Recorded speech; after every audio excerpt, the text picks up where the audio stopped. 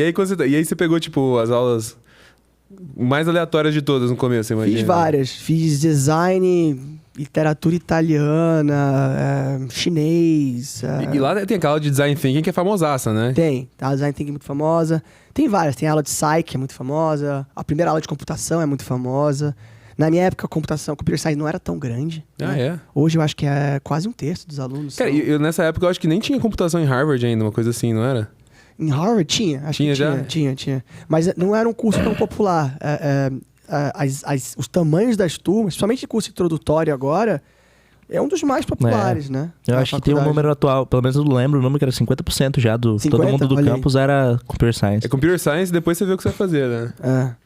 Exato. Virou plataforma pra tudo, né? Que não foi o teu caso, né? Você não fez Computer Science? Não, eu fiz...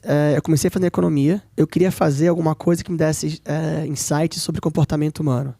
E para mim, eu achava que economia era o estudo das pessoas e dos mercados. Sociedade, né? Então, se você consegue prever como que os agentes do mercado vão se comportar, você consegue prever a economia. E, em parte, economia é isso. Até certo ponto, né? Mas, na prática, nós somos agentes não racionais. Não racionais sempre, né? E certamente não otimizadores em muitos momentos. E quando isso ficou claro para mim, no estudo econômico, que a gente estava usando o modelo lógico demais para prever comportamento humano, aí eu decidi fazer um outro major, né? Que é psicologia. Então, eu me formei nos dois. E a minha ideia na época era, tá bom, eu uso economia para fazer a modelagem matemática e eu uso psicologia para entender a parte emotiva das pessoas. Você tinha uma visão assim ou você só achava da hora mesmo? Não, é isso mesmo. Era isso mesmo. Agora essa é clara, você sabia, tipo, que o que você queria trampar, mais ou menos, assim? Ou... Não sabia o que eu queria trampar.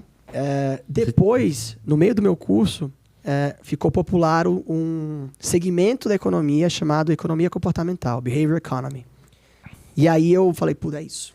Se tivesse isso já encaixotado, eu teria feito Behavior Economics, mas não tinha isso tão claro e nem era acho que até hoje não é um track, não é um major, assim. completo, não é um curso, né, que você consegue fazer. Eu não sabia o que eu queria fazer. No final só da faculdade, que eu entendi o que o Vale do Silício era, que eu comecei a meio que abrir os olhos, falei, cara... Você tava no Vale do Silício, né? Só que você não tinha muita noção da magnitude da parada.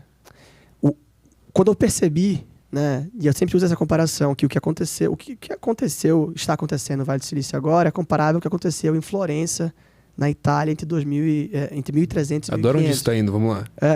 É um renascimento, né? É um lugar muito pequeno, né? Uma área geográfica muito, muito diminuta, com uma influência bizarra sobre todo mundo em volta, sobre o mundo inteiro.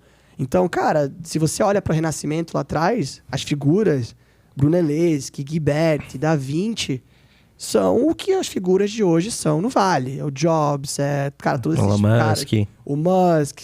Muitos caras que, inclusive, não são, como em Florença, não são de lá, mas que se mudam para lá, que vão até lá, porque querem estar naquele centro intelectual, social de criação.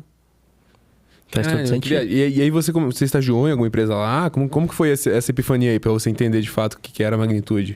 Eu fiz 2 estágios só. Eu lembro que, como pra mim, tá lá fora era um choque muito grande, eu tentava voltar quando eu podia pro Brasil. Então, no primeiro estágio, eu fiz na Secretaria de Planejamento Econômico no Amazonas.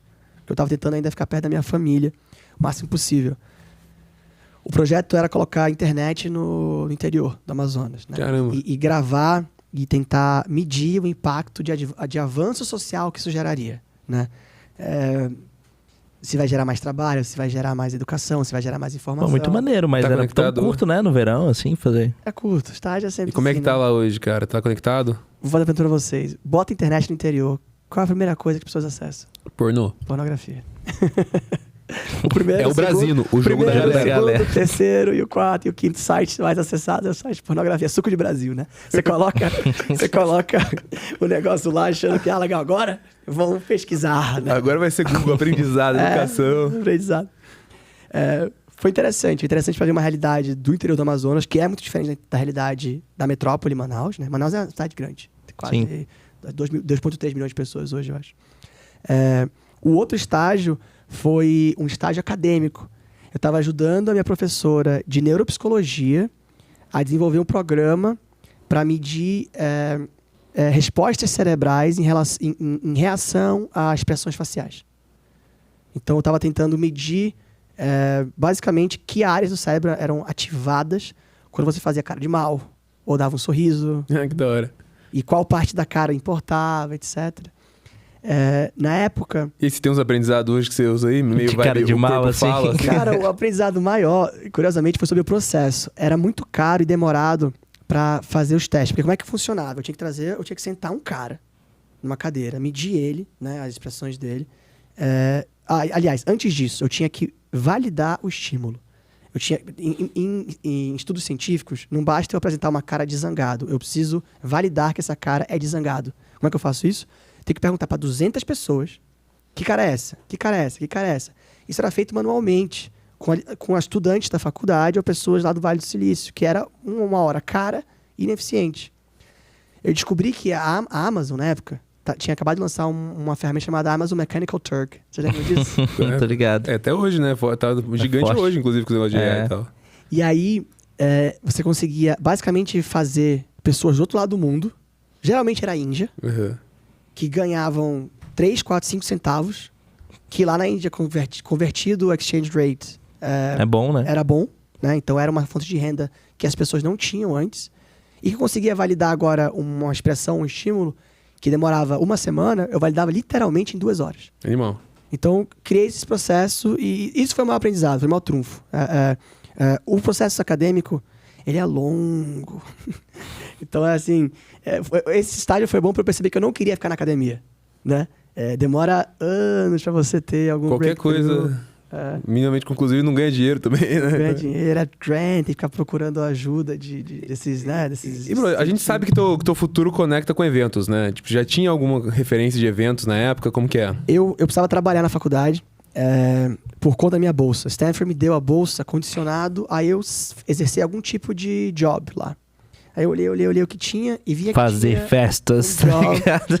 de social manager. Olha só. Qual que era a descrição? Era, cara, garantir a vida social do dormitório, daquela casa, né? Caramba, você era social manager. A casa era a casa italiana. Que depois Casa virou uma casa de saúde. Acabou, inclusive. Acabou a Não, casa. mas acho que ainda tem casa italiana sim, mano. Mudou. Esses anos, pelo menos a galera ainda se refere a ela como casa italiana. O pessoal mora lá. Mas tal. o tema agora é healthy Health, living, não tem álcool, mudou toda a temática da casa. Antes tinha álcool, o tema era álcool, basicamente. E Itália, álcool e Itália, né? Vocês ganharam aquelas concessões, aquelas coisas assim, de não pode passar tantos meses sem beber. Como é que é o nome disso mesmo? Tipo umas multas que a galera recebia nas casas. A gente nunca foi multado por nada sério, mas a gente era muito ativo, né? E eu fazia muito pra tornar a casa... É porque assim, o que eu fazia também eram eventos interessantes. Não era só festa também, né? Tinha dia de poesia, de arte, tinha literatura, tinha uma pizzada que a gente cozinhava pra todo mundo, transformava a casa num restaurante italiano, a pizzaria Mamma Mia, cara, sempre esgotava. Aí ficou tão social a casa, comecei a alugar o espaço para outras associações na faculdade que não tinham casa. Então, às vezes, a gente tava ganhando dinheiro, tava tendo a festa da Associação Caribenha de Stanford, entendeu? E ainda colava na festa. A gente ficou com tanta receita no final do ano que a gente começou a inventar. Gincana, jeito de gastar o dinheiro da casa. Então, assim, eu comecei com essa coisa de... Eu sempre gostei muito de eventos, né? Eu sempre achei que o que importa é o que a gente vive. No final, a gente vai lembrar dos eventos, das saídas, das viagens, Dos momentos históricos, né, cara? Não é a coisa que você... Até quando você compra alguma coisa, eu acho que tem muito a ver com o momento que você tá com aquela coisa, né? Então, cara, esse casaco vai te remeter a esse podcast. E ele ganha significado por causa desse podcast que você está vivendo com ele. Ele em si só é só um casaco, né? E aí, quando eu fui empreender, a Ingresse, né, é a resposta para a pergunta de, cara, como é que eu junto tecnologia com experiências ao vivo? E aí, tipo, você não caiu de cara no business da Ingresse hoje? Você, tipo, começou... Você foi buscando, tipo, cara, eu quero fazer com que eventos sejam melhores. Você ainda fez Coterm, não foi? Um tempinho, mano? Eu comecei um mestrado num cold term. Aí sim, já engenharia, começando a aprender a programar. Eu já sabia que eu queria empreender quando eu comecei o mestrado. Eu comecei o mestrado no 4º ano. Então, me formei em 3 anos. E no 4º ano eu já comecei a estudar para o mestrado em MSNE, Management Science and Engineering. Que no Brasil seria como se fosse engenharia de produção ou alguma coisa um pouco mais voltada para administração, mas ainda assim do departamento de engenharia. Bro, antes da gente flipar de Stanford, só queria comentar um negócio que é o que eu acho mais bizarro de Stanford, cara. Que é uma festa que a gente colava lá do EBF. Enchanted Broccoli Forest. Mano, eles faziam a festa do headphone, mano. Eu achava muito viagem essa porra. Já viu isso? Sim. Aí colava eu e o Renner lá e chegava, tá todo mundo assim, ó. Não tinha uma música tocando. Aí você botava Você foi em Exotic Erotica? Não? Isso daí também não fui não, mano. Só pode usar 1 a 2 peças de roupa. Caraca, bro. E às vezes as pessoas decidem usar tipo um gorro e uma luva. Mano, isso aí era Synergy, doidão. Synergy tem outra. Synergy tinha umas lá que o pessoal ficava no dia a dia mesmo. Synergy é hippie all over. Qual que era o carnaval que a gente ia lá? O Full Moon adequado. Full Moon adequado, cara. Nossa, o que a gente fez de estrago lá, cara, era brincadeira, assim. Era tipo... Deixa abaixo isso aí. Todo mundo lá, tá doente ligado? no dia seguinte. Nossa, todo mundo com problema. Seguinte, todo mundo tava doente. Todo mundo com herpes, tá ligado? Mononucleose. Faculdade inteira. Faculdade inteira, cara.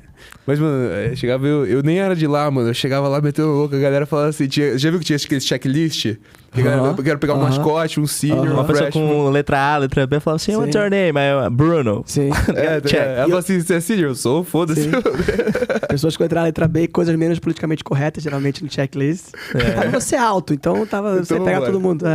Bem, essa é a tua teoria pra minha vida, mas tudo bem. É meio que é. Meio que é verdade, tudo bem, né? Segue o baile. Se eu tivesse a tua altura, eu tinha feito IPO já, achando. Nossa, bicho, o mundo não estaria pronto pra você... Nessa altura. Não dá asa cobra. Mano, mas e aí, cara, tu chegou depois do mestrado, no mestrado mesmo já sabia que você queria empreender, você meio que tava olhando umas teses já. Como foi o teu processo de descoberta, assim? Você acha que foi ideal? O que você teria feito diferente? Foi bem movido a paixão, assim. Não foi um processo, aquele processo que o cara olha o mercado, estuda o tamanho, decide o que quer fazer. Eu queria fazer alguns eventos. Eu fui numa feira de trabalho de Stanford e a pessoa da Eventbrite me abordou. Ei, você aí, não vem trabalhar na Eventbrite. O mundo dá voltas, não é mesmo? Muito louco isso, né? Muito louco, cara. Vim trabalhar na Eventbrite, eu olhei o cartão e eu falei, que coisa. Ingressos. Aí comecei a pensar nisso, né? Pô, o ingresso tá no meio do dinheiro, porque quando você vai para um evento você tem que comprar, dar informação, porque quando você vai comprar ingresso você se cadastra, e você tem o conteúdo e o usuário, a relação com o usuário, o poder de distribuição. Falei, cara, o ingresso é a chave da experiência ao vivo. E aí a Ingress vem com essa ideia. Mas eu percebo também que, diferente da Eventbrite, que tem um foco maior em eventos pequenos, no Brasil tinha um espaço muito grande para eventos, ponto. Para qualquer tipo de evento. Era tudo muito offline, era tudo muito... tinha alguns sites, sim, mas eram sites não voltados para tech, ou não nativos em tech. Eram meio que uma bilheteria online. Improviso ali que os caras fizeram, que tinha um negócio de bilheteria. Que até hoje rola, né? Que você vai no shopping, tem um postinho lá que você vai e paga, né? Não, tinha muitos desses sites, eles vendiam, não eram todos, tá? Tinham sites mais sofisticados, mas a grande maioria, você comprava um voucher, aí você entrava numa fila, aí você trocava o voucher pelo ingresso, aí você pegava outra fila para entrar. Alguns você comprava online, recebia o ingresso em casa. Então, eram umas coisas bem... Experiência maravilhosa. Então, todos muito... Super segura pra todo mundo envolvido, né? Sim. E aí, cara, e aí como é que foi o começo, cara? Já levantou uma grana? Foi... Como foi você voltando, né? Eu lembro que você não terminou. Não, né? então, aí eu descubro que tem uma aula lá em Stanford chamada Tech Venture Formation. Essa aula de ensinar os empreendedores a ser empreendedores. A ser empreendedores. Aí eu falei, eu preciso disso, eu preciso aprender a ser empreendedor, porque eu acho que eu quero empreender, mas eu não sei como faz. Aí eu me inscrevo na aula. E eu não entro na aula, porque eu não tinha gabarito para entrar na aula. Era uma aula do GSB em parceria com Engineering. Então imagina, só tinha engenheiro ou MBA. Caras do MBA que tinham muito currículo. Eu lembro que o CFO da Ferrari estava na aula. Caraca.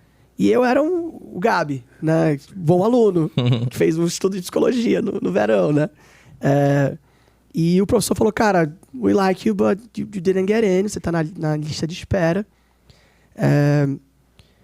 Mas ele me falou que se eu convencesse alunos que entraram na aula a fazer o meu projeto, eu tinha uma chance de entrar. Aí eu perguntei dele aonde que eu encontro os alunos. Ele falou, vai ter um happy hour quinta-feira na Tree House, que era um restaurante de comida mexicana lá na faculdade. Aí eu me meto no happy hour e começo a vender. Vender, latim, né? Aquela coisa. Encontrei 3 alunos que não sabiam o que estavam fazendo. Conectei muito rápido com um deles, o Robi, que era um francês, que estava voltando da École Polytechnique, músico, super voltado para UX, UI, um cara muito, assim, ímpar, né? Porque ele tinha um lado artístico, mas era programador. E ele queria fazer um negócio de música. Eu falei, você quer fazer um negócio de música? Cara, ticketing tem a ver com música. Comecei a articular com ele. Recrutei ele, recrutei o Karan, que era um indiano programador também, e uma outra aluna chamada Megan. E convenci os 3 a fazer ingresso. E eles realmente fizeram? Aí, umas semanas depois, o professor me falou, olha, you gonna get in, porque esses 3 caras que entraram querem fazer o seu projeto. Eu entrei, a aula tava rolando há um mês já. Caramba, cara. Esse professor virou meu primeiro investidor. Caraca, que é o... Jack. O Jack, que é meu investidor também. Esse cara é muito da hora, esse cara, velho. mano? É lá de Stanford? Mano, ele é uma lenda lá de Stanford, investe em vários negócios e tal. Investiu no Brex também. Ele é um professor, ensina empreendedorismo. Hoje ele ensina uma aula chamada Principled Entrepreneurship, né? Empreendedorismo com ética, princípios. Ele fez alguns investimentos anjos que deram muito certo, o Brex, inclusive, Jiaoping, e é um ótimo mentor. É um cara que, assim... Gente fina pra caramba, né, cara? Que massa. Os caras que mais me mentorou no início pra entender como é que levantava dinheiro, round, rodada.